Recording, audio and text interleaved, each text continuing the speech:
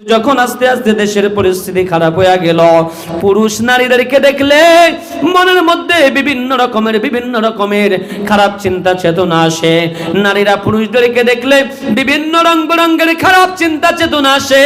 তখন রব্বে কারীম সাথে সাথে আল্লাহু আকবার এই বিধান নাজিল করে দিলেন। নবীজি মুহাম্মদুর রাসূলুল্লাহর এই বিধান আল্লাহ তাআলা সিদ্ধান্ত দিয়া দিলেন, ওমর ফারুক সিদ্ধান্ত দিলেন, না না, আজকে থেকে নারী পুরুষ মসজিদে যায়া একই কাতারে একই ইমামের পিছনে নামাজ পড়ার আর সুযোগ নাই। যখন বন্ধ হয়ে গেল, বন্ধ হওয়ার আগের ঘটনা, নারী পুরুষ মসজিদের দিকে যায় ওমরের শাসন আমল। ও যুবক ভাইয়েরা মনোযোগ দিয়া শুনো রে যুবক, অল্প সময়ের মধ্যে আমি শেষ করব ইনশাআল্লাহ। এশার আযানের সময় ঘনে যায়, আযান পর্যন্ত আমি আলোচনা করে এরপরে শেষ করব। ওমর ফারুক রাদিয়াল্লাহু তাআলা আনহুর শাসন আমল। যুবক মসজিদের দিকে যায়, যাওয়ার সময় একজন যুবতীও যায়। হঠাৎ করে যুবতী দেখে যুবকটা তার পিছনে নাই। সব সময় যুবতী যখন মসজিদের দিকে যায়, যুবক তার পিছনে পিছনে যায়। আল্লাহু আকবার। একদিন যুবতী সাহস করে দাঁড়ায় গেলেন, ও যুবক ভাই, কি হয়েছে, কারণ কি? তুমি মসজিদের দিকে যখন যাও আমার পিছনে পিছন দিয়া কেন যাও? অনেক তো রাস্তা আছে, সেখান দিয়া যাও না, আমার পিছনে পিছনে কেন যাও? যুবতীকে যুবক বলে, ও যুবতী, আমি তোমারে বড় ভালোবাসি। যুবতী কয়, যুবক না, দুনিয়ার এই প্রেম ভালোবাসা আমি বিশ্বাস করি না, তবে হ্যাঁ, তুমি যদি আমার বিবাহ বন্ধনে আবদ্ধ করতে চাও আমি রাজি। এই ক্ষেত্রে আমার একটা শর্ত আছে। বলে, যুবতী বোন, কি শর্ত বলো? বলে, শর্ত হলো আমাদের দেশের বর্তমান প্রধানমন্ত্রী হযরত ওমর ফারুক, ওমর ফারুকের ফিসে একটানা 40 দিন একাধারে 5 ওয়াক্ত নামাজ যদি জামাতের সহিত পড়তে পারো, তাকবীরে উলার সাথে যদি পড়তে পারো, আমি তোমার সাথে বিবাহ বন্ধনে আবদ্ধ হতে রাজি। যুবতী সাথে সাথে যখন আবদার প্রস্তাব দিল, যুবক ডাক দিয়া কয়, ও যুবতী, আমি রাজি। কোনো কষ্টের এটা প্রতিশ্রুতি নয়, এটা কোনো কষ্টের ওয়াদা নয়। 40 দিন নামাজ পড়া এটা তো আমার জন্য সহজ। ঠিক আছে, আমি তোমার প্রস্তাবে রাজি আছি। যুবক শুরু করলো নামাজ পড়া। আল্লাহু আকবার। ফজরেও যায়, জোহরেও যায়, আসরেও যায়, মাগরিবেও যায়, এশায়ও যায়। আল্লাহু আকবার। একদিন করে করে 2 দিন, 4 দিন, 5 দিন, 7 দিন হয়ে যায়। যুবক যাওয়ার সময় যুবতীর দরজার মধ্যে নক করে, ও যুবতী বোন, আমি নামাজের জন্য যাইতেছি। আজকে আমার সিরিয়ালের 7 দিন চলে, আজকে আমার 10 দিন চলে, আজকে আমার 15 দিন চলে, আজকে আমার 20 দিন চলে। ও যুবক, যুবক ডাক দেয়, ও যুবতী, তুমি তোমার শর্তের উপর রাজি আছো তো? বলে, হ্যাঁ, রাজি আছি। যুবক যায়। 30 দিন যখন হয়ে গেছে, 35 হয়ে গেছে, যুবক এখন আর যুবতীর বাড়ির দরজায় যায় না। আগে বাড়ির দরজায় যায় করাঘাত করতো আর বলতো, আমি নামাজ পড়তে যাইতেছি। দেখো আজকে এতদিন চলতেছে, যখন 30 দিন পার হয়ে গেছে, এখন যুবক আর যুবতীর বাড়ির দিকে যায় না, সোজা মসজিদের দিকে যায়। যুবককে এখন আর রাস্তায়ও দেখা যায় না। আল্লাহু আকবার। 40 দিন পার হওয়ার পর যুবতী অপেক্ষায় আছে, যুবক তার কাছে বিবাহের প্রস্তাব নিয়ে আসবে। কিন্তু না, 40 দিন পার হয়ে গেল, আরো 5 দিন, 45 দিন পার হয়ে গেল, এখনো যুবকের কোনো দেখা পায় না। যুবতী যুবকের তালাশে বের হলো। তালাশ করতে করতে হাটে বাজার কোথাও যুবককে পায় না। যখন তালাশ করতে করতে মসজিদে যায়, তাকে দেখে যুবক সেজদায় পড়িয়া আল্লাহর আদালতে সেজদা দেয় আর কান্দে।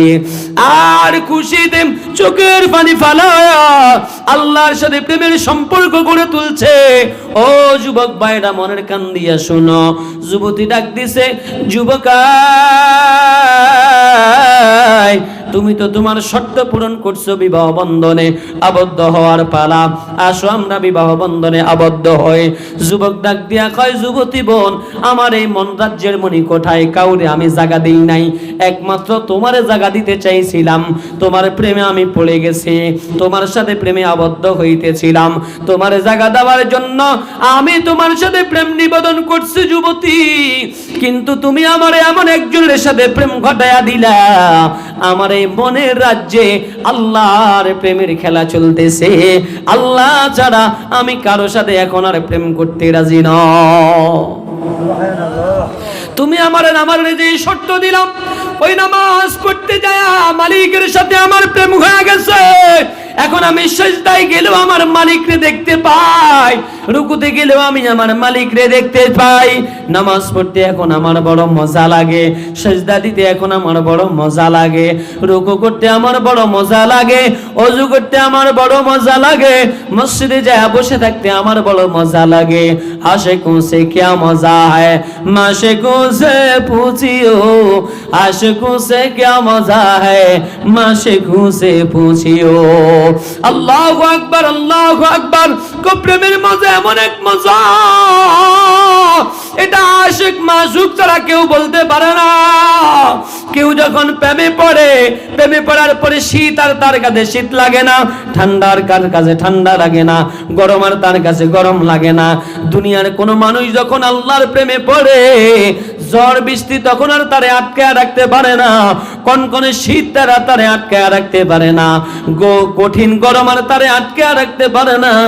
দৌড়াইয়া যায় মসজিদের মধ্যে সিজদা দেয় আর আল্লাহরে ডাক দেয়, আল্লাহরে ডাক দেয়, কয় বান্দা আল্লাহ, আমার এই কলবের মধ্যে থেকে সব কিছু বের করে দিলাম, এখন তুমি আমার কলবের মধ্যে ঢুকে যাও। এই জন্য আমার যুবক ভাইরা, প্রেম যদি করতে হয় একজনের সাথে করব, তিনি কে? আরো জোরে আওয়াজ দিয়া কোন, তিনি কে? সেই আল্লাহ এখনো আছে না নাই? আরো জোরে কোন, আছে না নাই? हर तमन्ना दिल से रुखसत हो गई, अब तू आजा, अब तू खलवत हो गई। हर तमन्ना दिल से रुखसत हो गई, अब तू आजा, अब तू खलवत हो गई। एजुन अल्लाह ताला बोले, बंदा खबरदार, फला तजालू लिल्लाहि अंदादा व अंतुम तालमून। अल्लाह बोले, बंदा खबरदार, खबरदार, জানিয়া শুনিয়া আমি মাওলার সাথে শিরিক করিও না। বলেন না, আল্লাহর সাথে সম্পর্ক করা দরকার আছে না নাই? আল্লাহর সাথে সম্পর্ক করার সবচেয়ে বড় মাধ্যম হলো নামাজ। সবচেয়ে বড় মাধ্যম কি? নামাজ। নামাজ, ইন্নাস সালাতা তানহা আনিল ফাহশাই ওয়াল মুনকার। রব্বে করিম বলেন, নামাজ তোমারে যাবতীয় ফাহিশা, অন্যায়, পাপাচার থেকে তোমাকে ফিরে রাখবে। নামাজ আমগরে ফিরে রাখেনি, কথা কয় না, আমগরে ফিরে রাখেনি। কই, আমরা তো নামাজ পড়তে গেলে জুতা চুরি হয়, হয় কি হয় না? নামাজি কখনো জুতা চুরি করে না, বরং জুতা চোর নামাজি সাজ্জায় মসজিদে যায় জুতা চুরি করে। জোরে কোন ঠিক কি? আমরা কই সুবহান রাব্বিয়াল আলা, হাতে কই জুতা কোন জবাব আলা, জুতা তালাশ করে। জোরে কোন ঠিক কি না? আছে না নাই? আমনুকে এদিকে হয় না, জুতা চুরি হয়নি? হয়, মাশাআল্লাহ। সিরা স্যান্ডেল একজোড়া হাতে পড়ে আসবো, এগিন থুই সুন্দর শু এক জোয়ালে চলে যাবে। আল্লাহ আমগরে হেফাজত করেন। জোরে কোন আমিন। আল্লাহ বলছেন, নামাজ তোমাকে ফাহিশা কাজ থেকে ফিরে রাখবে। এখন প্রশ্ন হলো, হুজুর কই আমাদের মসজিদের মুসল্লি সামনের কাতারে দাঁড়ায়, দাড়ি লম্বা লম্বা, ওমা মেহেন্দিও লাগাইছে, লাল টকটুকা জগজগ করে, মনে হয় যেন জান্নাত থেকে পালাই আসছে। 5 ওয়াক্ত নামাজ পড়ে, ফজরে হাতের আগে কেউ আইতে পারে না, ওমা সুদের ব্যবসাও হাতে করে, আছে না নাই? ঘুষও হাতে খায়, আছে না নাই? বলে, হুজুর কই নামাজ তো তারে ফিরাইলো না। এটার জবাব হলো, তার নামাজ নামাজের মতো হয় নাই। জোরে কোন কথা ঠিক কি? রাসূল বলেন, সাল্লু কামা রাআইতুমুনি উসাল্লি। আমি নবী যেভাবে নামাজ পড়ছি, তোমরা সেভাবে যদি নামাজ পড়ো, তো নামাজ তোমাকে পাপাচার থেকে ফিরাবে, নামাজ তোমাকে সুদ থেকে ফিরাবে, নামাজ তোমাকে ঘুষ থেকে ফিরাবে, নামাজ তোমাকে জানা ব্যভিচার থেকে ফিরাবে, নামাজ তোমাকে দুনিয়ার অপসংস্কৃতি থেকে ফিরাবে, নামাজ তোমাকে অপরাজনীতি থেকে ফিরাবে, নামাজ তোমাকে দুর্নীতি দুঃশাসন থেকে ফিরাবে, নামাজ তোমাকে দুনিয়ার যত রকমের গাঁত মজা, মদ, গাঞ্জা, হেরোইন, ইয়াবা, ট্যাবলেট আছে, সবগুলো তোমাকে নামাজ ফিরাবে যদি তোমার নামাজ নামাজের মতো হয়। সাহাবায়ে কেরামের নামাজ নামাজের মতো ছিল, ওই জন্য নামাজ পড়া কিছু চাইতে দেরি পাইতে দেরি করে নাই। জোরে কোন ঠিক কি না? হযরত আলী রাদিয়াল্লাহু তাআলা নামাজ পড়ছেন, জিহাদের ময়দানে গেলেন হযরত আলী। যুদ্ধের ময়দানে একটা তীর আইসা হযরত আলীর পায়ের মধ্যে ঢুকছে। তীরের মাথা হুচ্ছা থাকে, বাঁকা থাকে। বড়শি চিনেন না? বড়শি, বড়শি মাছ সোজা খাইয়া ফেলাইতে পারে, কিন্তু টান দিলে আটকে যায়। তীরের দুই পাশ থেকে এটা দুইটা এরকম কাঁটা থাকে, এগুলা ঢুকে যায়, টান দিলে আর বের হয় না। আলীর পায়ে যখন ঢুকে গেছে, টান দিতে গেলে মনে হয় আলীর কলজা ছিঁড়ে যায়। সাহাবা ইকরাম চিন্তা করলেন, না এভাবে বের করা যাবে না। পরামর্শ করলেন, বলে কি? বলে হযরত আলী যখন নামাজে দাঁড়াবে তখন আমরা আলীর তীর খুলব। সিদ্ধান্ত মোতাবেক চূড়ান্ত হয়ে গেল। হযরত আলী নামাজে দাঁড়াইলেন, সাহাবা ইকরাম নামাজের মধ্যে টান দিয়া তীর খুলে ফেললেন। আলী টের পায় নাই। নামাজ সালাম ফিরে আলী দেখতেছেন ডাইনে বামে অনেক সাহাবা ইকরাম। কি হয়েছে? তোমরা কেন আসছো? আমার তীর খুলতে আসছে মনে হয়। কেন? সাহাবা ইকরাম আশ্চর্য হয়ে গেছে, কি কয় উনি? আমরা বলে তীর খুলতে আসছি। আরে আমরা তো খুইলেই ফেলছি। হযরত আলী কই কই কি হয়েছে? তাকায় দেখে যে তীর নাই। সুবহানাল্লাহ বলেন। সুবহানাল্লাহ। এমন নামাজ পড়ছে, তীর খুলে ফেলছে, ওটাও নামাজের মধ্যে টের পাই নাই। নামাজের মধ্যে সম্পর্ক একজনের সাথে, তিনি কি? আল্লাহ। আর আমগো নামাজের মধ্যে আল্লাহ। মশা একটা যদি বসতে পারে কোন রকম ঠাস করে এমন জোরে আওয়াজ করি, থাপ্পড় দিই, মেরে ফেলি, ফাঁসে আরো 3 জন নামাজের মধ্যে হাল দিয়ে উঠি। কি কন ঠিক কিনা? হ্যাঁ। এরপরে নামাজের মধ্যে কি হয় না হয় এত কইতে পারে।